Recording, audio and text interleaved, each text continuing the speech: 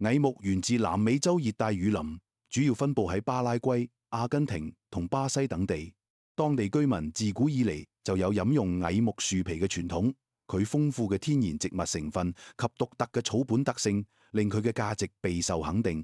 時至今日，蟻木已成為健康產品市場中一種非常受歡迎嘅天然草本選擇。Activity Lapacho 蟻木係一款成分簡單純粹嘅草本產品，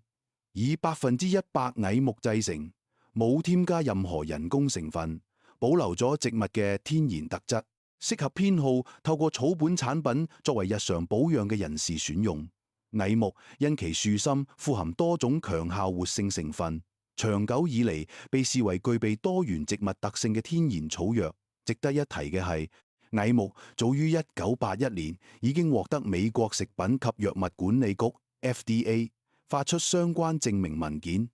進一步確立咗佢喺健康產品領域嘅地位。蟻木嘅主要活性成分之一貝塔拉柏坤 （beta lacpason） 係一種天然有機化合物。研究指出，呢種化合物喺實驗層面具備抗菌及抗發炎嘅植物活性。喺傳統應用上，蟻木亦被常用於配合日常身體保養，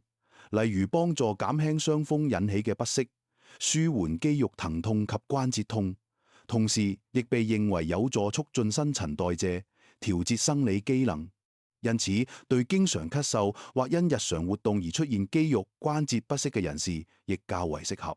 另外，蟻木中亦蘊含豐富嘅維生素 K 同鐵等營養元素。維生素 K 喺人體內主要參與骨骼代謝，同時有助維持體內鈣質正常分布，對維持骨骼健康具有重要作用。而鐵屬於人體必須嘅微量元素之一，係紅血球形成同氧氣運送過程中不可或缺嘅營養成分，有助支持日常體力同精神狀態。兩者互相配合，有助維持身體多方面嘅基本生理功能，為日常健康提供穩定支持。Activity Lapacho 蟻木建議於餐後食用，每日2次，每次1至2粒。